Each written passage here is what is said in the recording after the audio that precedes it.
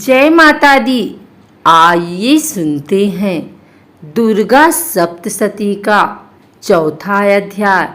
महर्षि मेधा बोले, देवी ने जब पराक्रमी दुरात्मा महिषासुर को मार गिराया और असुरों की सेना को मार दिया, तब इंद्रादि समस्त देवता अपने सिर तथा शरीर को झुकाकर भगवती की स्तुति करने लगे, जिस देवी ने अपनी शक्ति से यह जगत व्याप्त किया है और जो संपूर्ण देवताओं तथा महर्षियों की पूजनीय है। उस अंबिका को हम भक्ति पूर्वक नमस्कार करते हैं। वह हम सबका कल्याण करें। जिस अतुल प्रभाव और बल का वर्णन भगवान विष्णु, शंकर और ब्रह्मा जी भी नहीं कर सके, वही चंडिका देवी इस संपूर्ण जगत का पालन करें और अशुभ भय का नाश करें।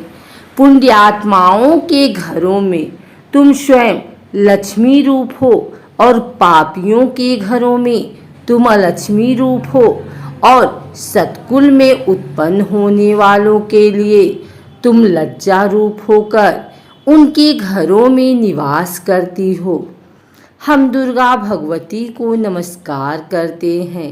हे देवी, इस विश्व का पालन करो। हे देवी, हम तुम्हारे अचित्य रूप का किस प्रकार वर्णन करें। असुरों का नाश करने वाले भारी पराक्रम तथा समस्त देवताओं और दैत्यों के विषय में जो तुम्हारे पवित्र चरित्र हैं, उनका हम किस प्रकार वर्णन करें। हे देवी, त्रिगुणात्मिका होने पर भी तुम संपूर्ण जगत की उत्पत्ति का कारण हो। हे देवी, भगवान विष्णु, शंकर आदि किसी भी देवता ने तुम्हारा पार नहीं पाया। तुम सबकी आश्रय हो। यह संपूर्ण जगत तुम्हारा ही अंश रूप है, क्योंकि तुम सबकी आदि भूत प्रकृति हो। हे देवी, तुम्हारे जिस नाम के उच्चारण से संपूर्ण यज्ञों में सब देवता तृप्ति लाभ करते हैं, वह स्वाहा तुम ही हो। इसके अतिरिक्त तुम पितरों की तृप्ति का कारण हो, इसलिए सब आपको स्वधा कहते हैं। हे देवी, वह विद्या जो मोक्ष को देने वाली है, जो अचिंत्य महाज्ञान स्वरूपा है, तत्वों के सार को वश में करने वाले, संपूर्ण दोषों को दूर करने वाले, मोक्ष की इच्छा वाले मुनिजन जिसका अभ्यास करते हैं, वह तुम ही हो। तुम बारी रूप हो और दोष रहित ऋग तथा यजुर्वेदों की एवं उद्गीत और सुंदर पदों के पाठ वाले सामवेद की आश्रय रूप हो। तुम भगवती हो। इस विश्व की उत्पत्ति एवं पालन के लिए तुम वार्ता के रूप में प्रकट हुई हो, और तुम संपूर्ण संसार की पीड़ा हरने वाली हो। हे देवी, जिससे सारे शास्त्रों को जाना जाता है, वह मेधा शक्ति तुम ही हो, और दुर्गम भवसागर से पार करने वाली नौका भी तुम ही हो। लक्ष्मी रूप से विष्णु भगवान के हृदय में निवास करने वाली और भगवान महादेव द्वारा सम्मानित गौरी देवी तुम ही हो। मंद मुस्कान वाले निर्मल पूर्णचंद्र बिंब के समान और उत्तम सुवर्ण की मनोहर कांति से कमनीय तुम्हारे मुख को देखकर भी महिषासुर क्रोध में भर गया। यह बड़े आश्चर्य की बात है। और हे देवी, तुम्हारा यही मुख जब क्रोध से भर गया तो उदय काल के चंद्रमा की भांति लाल हो गया, और तनी हुई भौहों के कारण विकराल रूप हो गया। उसे देखकर भी महिषासुर के शीघ्र प्राण नहीं निकल गए। यह बड़े आश्चर्य की बात है। आपके कुपित मुख के दर्शन करके भला कौन जीवित रह सकता है। हे देवी, तुम हमारे कल्याण के लिए प्रसन्न हो। आपके प्रसन्न होने से इस जगत का अभ्युदय होता है, और जब आप क्रुद्ध हो जाती हैं तो कितने ही कुलों का सर्वनाश हो जाता है। यह हमने अभी अभी जाना है कि जब तुमने महिषासुर की बहुत बड़ी सेना को देखते देखते मार दिया है। हे देवी, सदा अभ्युदय देने वाली तुम जिस पर प्रसन्न हो जाती हो, वही देश में सम्मानित होते हैं। उनके धन यश की वृद्धि होती है।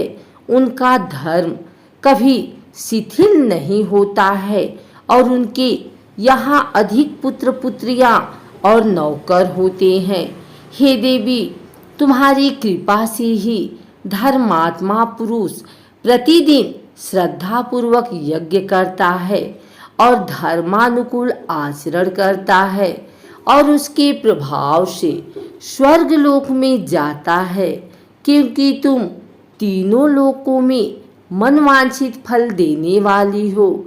हे माँ दुर्गे, तुम स्मरण करने पर संपूर्ण जीवों के भय नष्ट कर देती हो, और स्थिर चित्त वालों के द्वारा चिंतन करने पर उन्हें और अत्यंत मंगल देती हो। हे दारिद्र दुख नाशनी देवी, तुम्हारे सिवा दूसरा कौन है।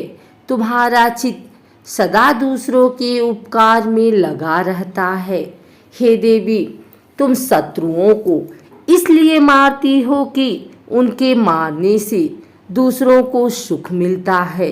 वह चाहे नरक में जाने के लिए चिरकाल तक पाप करते रहे हों, किंतु तुम्हारे साथ युद्ध करके सीधे स्वर्ग को जाएं, इसीलिए तुम उनका वध करती हो। हे देवी, क्या तुम दृष्टिपात मात्र से समस्त असुरों को भस्म नहीं कर सकती? अवश्य ही कर सकती हो, किंतु तुम्हारा शत्रुओं को शस्त्रों के द्वारा मारना इसलिए है कि शस्त्रों के द्वारा मरकर वे स्वर्ग को जावें। इस तरह से हे देवी, उन शत्रुओं के प्रति भी तुम्हारा विचार उत्तम है। हे देवी, तुम्हारे उग्र खड्ग की चमक से और त्रिशूल की नोक की कांति की किरणों से असुरों की आंखें फूट नहीं गई। उसका कारण यह था कि वे किरणों से शोभायमान तुम्हारे चंद्रमा के समान आनंद प्रदान करने वाले सुंदर मुख को देख रहे थे।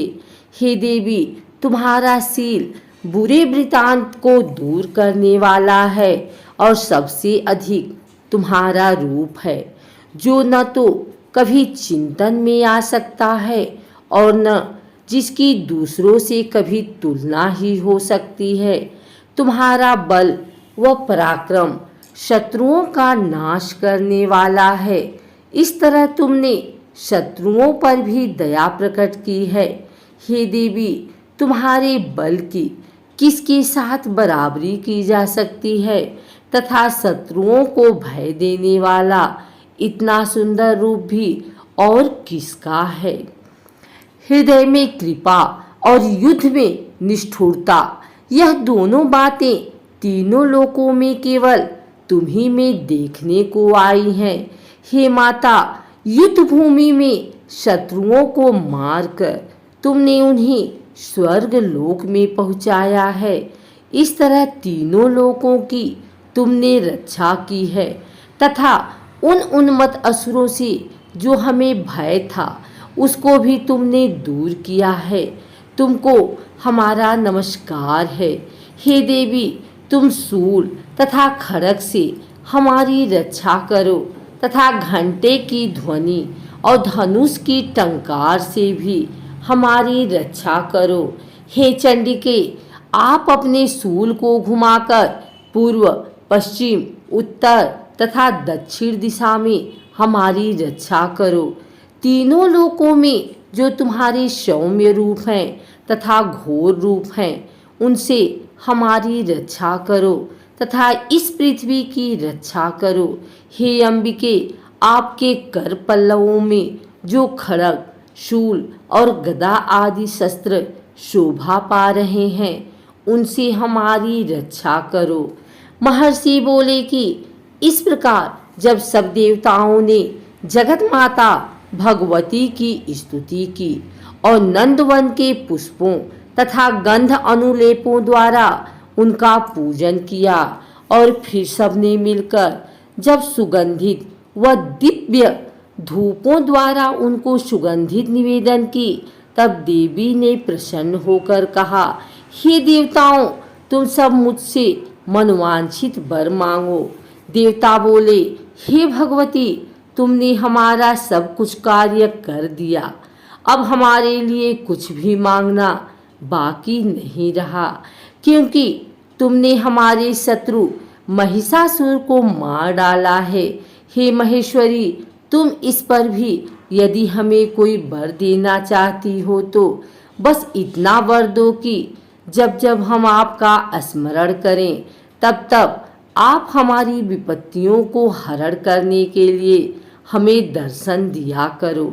हे अंबिके, जो कोई भी तुम्हारी स्तुति करे तुम उनको वित्त समृद्धि और वैभव देने के साथ ही उनके धन और स्त्री आदि संपत्ति बढ़ावें और सदा हम पर प्रसन्न रहें। महर्षि बोले, हे राजन, देवताओं ने जब जगत के लिए तथा अपने लिए इस प्रकार प्रश्न किया तो बस तथास्तु कहकर देवी अंतर ध्यान हो गई।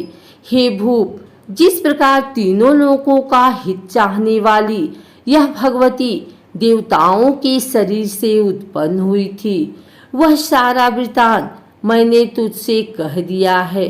और इसके पश्चात दुष्ट असुरों तथा सुम निसुम का वध करने और सब लोगों की रक्षा करने के लिए जिस प्रकार गौरी देवी के शरीर से उत्पन्न हुई थी, वह सारा वृतांत मैं यथावत वर्णन करती हूँ।